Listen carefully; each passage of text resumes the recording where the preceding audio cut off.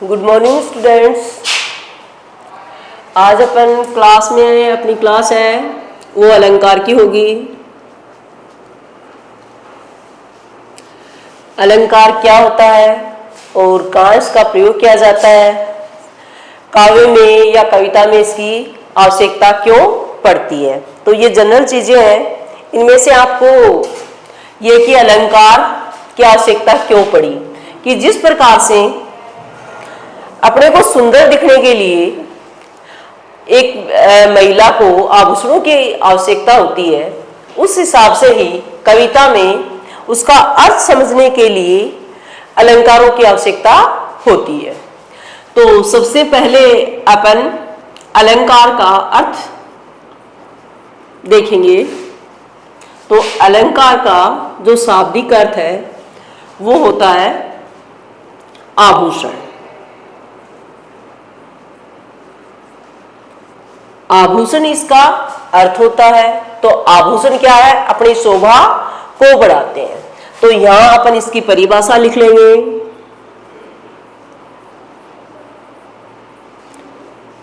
परिभाषा में लिखेंगे कि काव्य की शोभा बढ़ाने वाले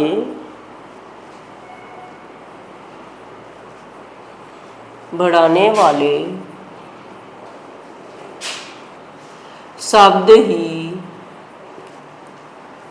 ही अलंकार कहलाते हैं।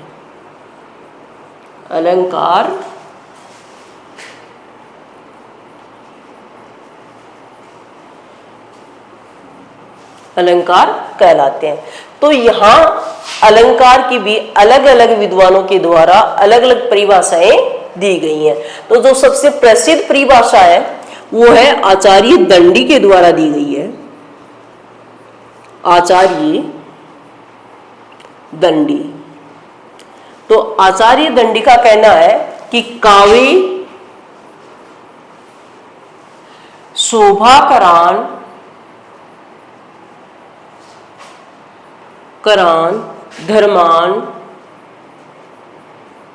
धर्मान प्रचक्षेते।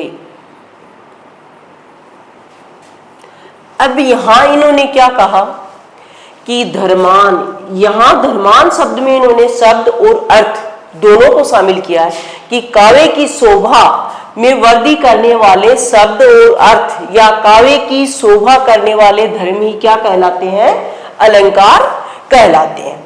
इसके बाद में एक हिंदी के और आचार्य हुए हैं, दूसरे आचार्य हैं आचार्य रामचंद्र शुक्ल।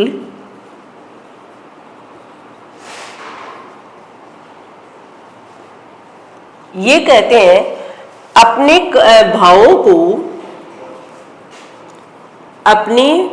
भावों में उत्कर्ष पैदा करने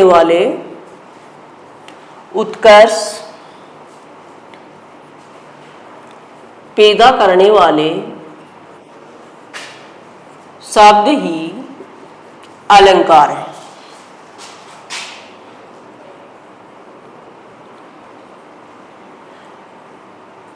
अब उत्कर्ष यहां जो शब्द काम में लिया गया है, इसमें अपने गुणों से अपनी कोई विशेषता हो या कोई अपने को जोश जुनून उत्साह जैसे शब्द अपने अंदर अपने भावों में जो वृद्धि की जाती है उससे लिया गया है। तो आचार्य दंडी के द्वारा जो परिभाषा दी गई है और आचार्य रामचंद्र शुक्ल के द्वारा परिभाषा दी गई, कई विद्वानों के द्वारा ये भी कहा गया है कि अगर कविता में अलंकारों का प्रयोग नहीं होता है तो वह कविता विधवा के समान मानी गई है कि उसकी कोई रुचि, उसमें पढ़ने में कोई रुचि नहीं लेता। जिस प्रकार से एक विधवा बिना श्रृंगार के अच्छी नहीं लगती, वैसे ही कविता की तुलना एक विधवा से की गई है। अब आगे यहां अपन ने इतना पढ़ लिया, आपके काम में जितना आ रहा है उतना आपको बता दिया गया है। इसके बाद में आपको बेटा अलंकार के प्रकार बताएंगे। तो अलंकार के प्रकार कितने होते हैं? हिंदी साहित्य में अलंकार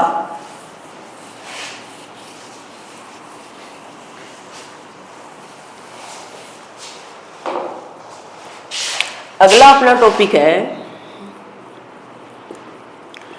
अलंकार के प्रकार।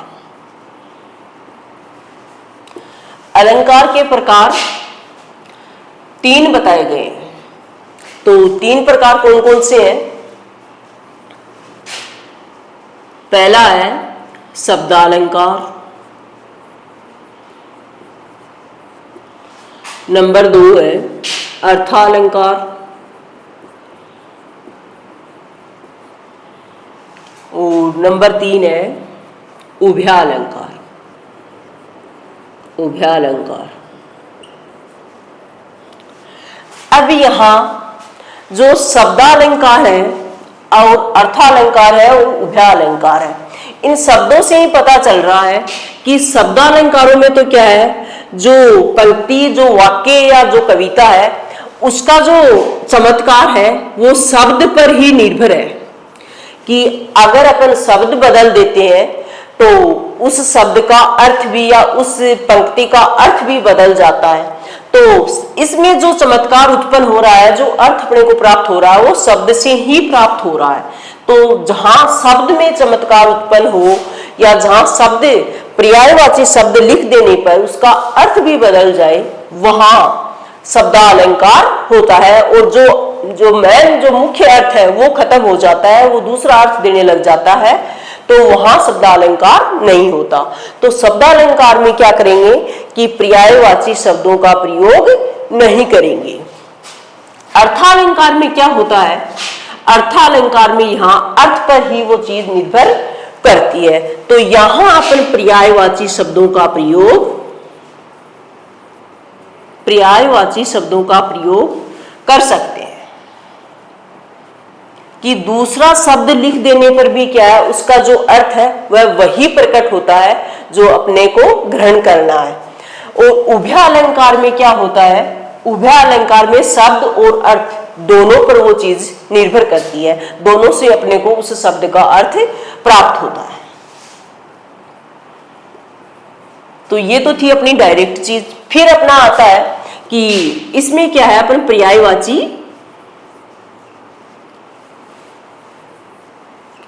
का प्रयोग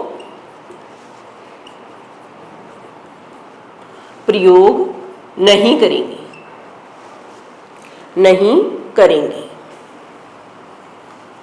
अब यहां आपको ये पता होना चाहिए कि शब्दालंकार में कौन सा आता है, अर्थालंकार में कौन से अलंकार आते हैं और उभयालंकार में कौन से अलंकार आते हैं। तो जैसे अनुप्रास अलंकार है, येमंक है, ये किसमें है? शब्दालंकार में। अर्थालंकार में कौन से आएंगे? रूपक, उपमा और उत्प्रेक्षा। इनमें जो अर्थ है वो शब्द का अर्थ पर ही अर्थ पर ही निर्भर। उभयालंकार के में कौन से आते हैं? श्लेष और वक्रोक्ति, कि कहने वाला कहना कुछ चाहता है और उसका अर्थ सुनने वाले के द्वारा दूसरा ग्रहण किया जाता है। तो इसमें दोनों से अर्थ निकलेगा, वहां ये उभयालंकार होगा। तो श्लेष और वक्रोक्ति जो अलंकार है वो दोनों ही क्या है? उभयालंकार है। अब आगे अपन सबसे पहले पढ़ेंगे, यहां प्रकार तक आपके कोई समस्या नहीं होगी कि अलंकारों के प्रकार है। कई बार आपके दिमाग में ये आ जाता होगा अलंकार के प्रकार कौन से करें। तो अलंकार के प्रकार बेटा अपने स्तर तक तो 3 ही बताए जाते हैं, जबकि अगर प्रमुख अलंकारों में पूछ लिया जाए तो 2 का भी नाम आता है कि शब्दालंकार और अर्थालंकार। अब आगे पढ़ते हैं अपन। शब्दालंकार का भेद पढ़ा था अनुप्रास अलंकार। अब अनुप्रास अलंकार में क्या होता है? अनु यानी पास में, या अनु यानी अनुकरण करना किसी चीज का। और तो इसमें क्या होता है कि स्वरों का मेल हो या नहीं हो, कि एक वर्ण, अनुप्रास अलंकार में एक वर्ण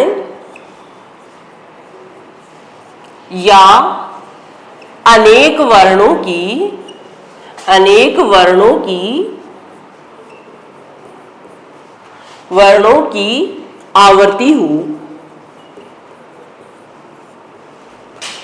आवर्ती हो, चाहे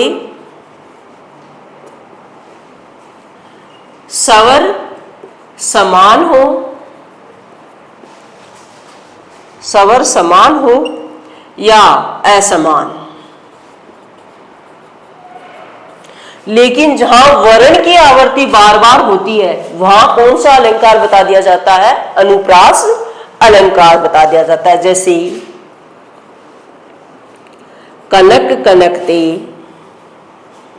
कनक कनकते, सौगुनी, मादकता, मादकता अधिकाय। अब ये शब्द है, यहां कनक कनक ये शब्द भी है, बार बार आ रहा है। दूसरा है भयंकर भूली, भयंकर भूली, भीति भगाइए, भीति भगाइए। अब यहां भय वर्ण की आवर्ती है वो बार बार हो रही है, तो जहां वर्ण की आवर्ती बार बार होती है वहां कौन सा अलंकार हो जाएगा? अनुप्रास अलंकार हो जाएगा। अब बेटा आपके अनुप्रास अलंकार के भेद भी हैं। अनुप्रास अलंकार के भेद बेटा, एक विद्वान आचार्य हुए हैं, आचार्य विश्वनाथ, उनके द्वारा 5 भेद बताए गए हैं। तो इन 5 भेदों को अपन पढ़ेंगे।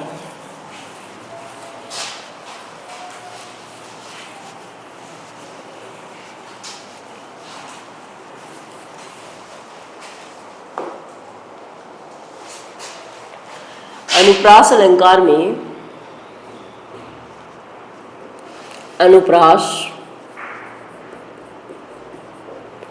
अनुप्रास के भेद तो कितने बताए आपको? 5 भेद बताए हैं। तो सबसे पहले अनुप्रास अलंकार का भेद है छेका अनुप्रास, छेकानुप्रास, सुरत्यानुप्रास,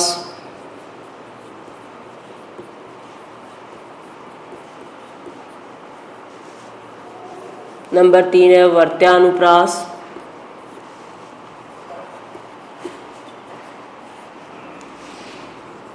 नंबर 4 है अंत्यानुप्रास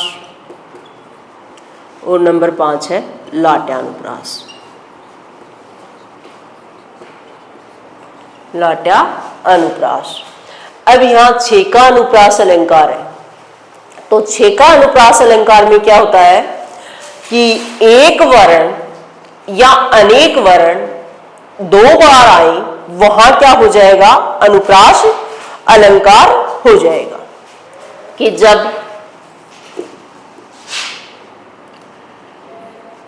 जब एक वर्ण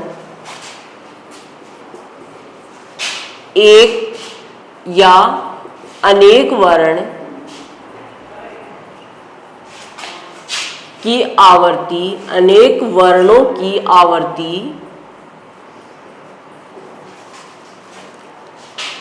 दो बार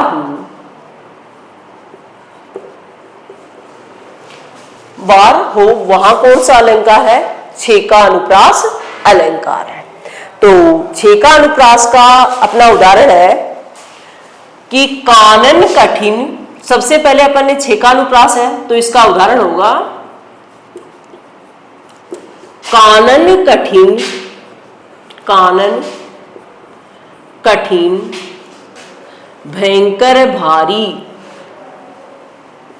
भयंकर भारी। आप अब यहां देखो कि कौन से वर्ण की आवर्ती, मैंने ऊपर लिखा कि एक या अनेक वर्णों की आवर्ती क्या होगी? 2 बार होगी। तो यहां किस वर्ण की आवर्ती है? वो 2 बार हो रही है। कै, कै, भै और भै। तो इस चीज से आप समझ गए होंगे कि अब दूसरा इसका उदाहरण मैं बताती हूं। अति आनंद,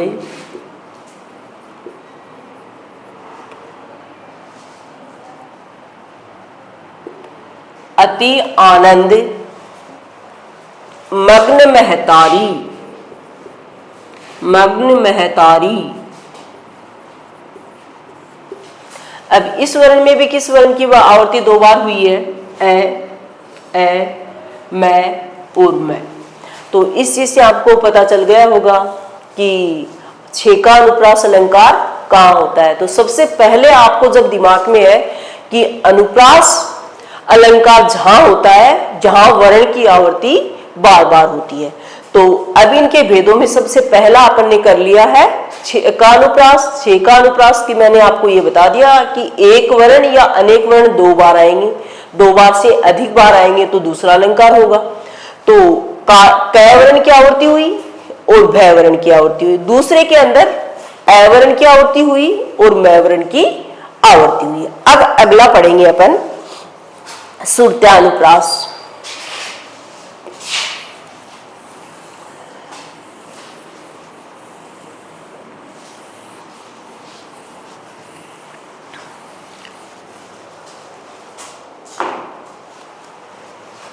सुरत्यालंकार में क्या होगा कि एक ही स्थान से उच्चारित होने वाले वर्ण बार बार आएंगे। एक ही स्थान से उच्चारण होने वाले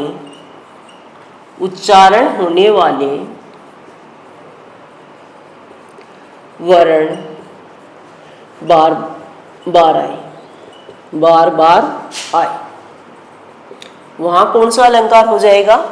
सुरत्यानुप्रास अलंकार हो जाएगा। तो देखना, मैं आप अब उच्चारण स्थान की अपने मुख से जो उच्चारण स्थान अलग अलग काम में लिए गए हैं वहां से एक जैसे वर्णों का उच्चारण हो रहा है तो वहां कौन सा अलंकार होगा? सुरत्यानुप्रास अलंकार होगा। तो यहां दीनानांत, दीनांत, थे, दीनांत था, थे दीनानाथ, नाथ डूबते। अब देखो यहां कि किस स्थान से उच्चारित होने वाले शब्द यहां काम में लिए गए हैं। तो यहां दंत स्थान से उच्चारित होने वाले वर्ण बार बार आ रहे हैं, बार बार दंते स्थान से उच्चारित होने वाले वर्ण आ रहे हैं। तो वहां कौन सा अलंकार हो गया? वहां सुरत्यानुप्रास अलंकार हो गया। दूसरा उदाहरण आपको कोई भी याद आ रहा हो तो लिखो।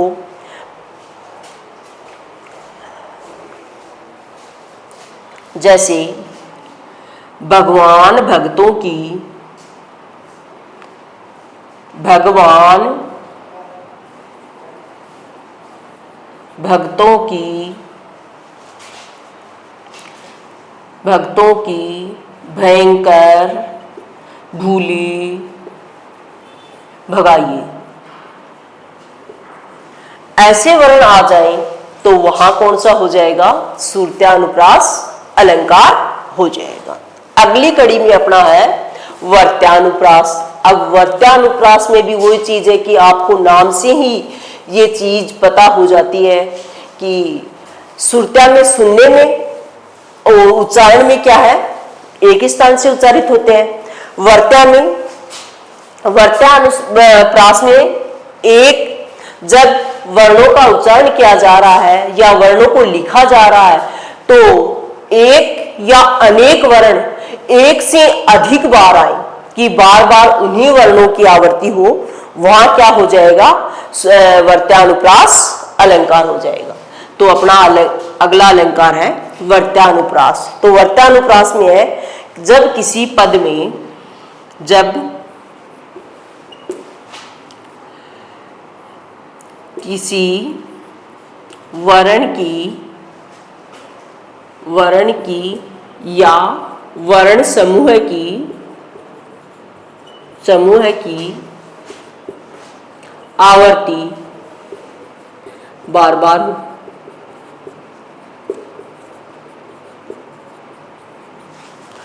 बार होती है, वहां कौन सा अलंकार हो गया? वर्त्या अनुप्रास अलंकार हो गया।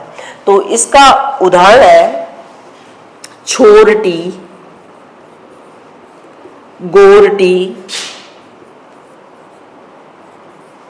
चोरटी, चोरटी, अहिर की। तो यहां देखो किस वर्ण की आवृत्ति बार बार हो रही है? छोरटी, गोरटी, रे, इन वर्णों की क्या हो रही है? बार बार हो रही है। दूसरा इसका उदाहरण है तरनी, तरनी, तनुजा, तर तरवर, तरनी, तनुजा, तरवर, तरनी, तनुजा, तट तरवर, तट तरवर, बहुछाय।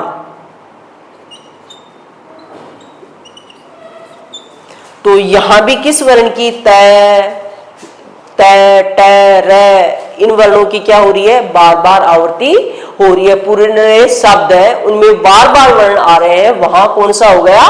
वर्त्यानुप्रास अलंकार हो गया। अब आता है अपना अंत्यानुप्रास। तो अंत्यानुप्रास में तो आपको क्या कि अंत शब्द से ही ये पता चल जाएगा कि अंत में क्या है। जिन शब्दों में तुक मिलती है वहां कौन सा अलंकार हो जाएगा? अंत्यानुप्रास अलंकार का प्रयोग होगा। कि जब जहां जहां अंत में तुक मिलती हो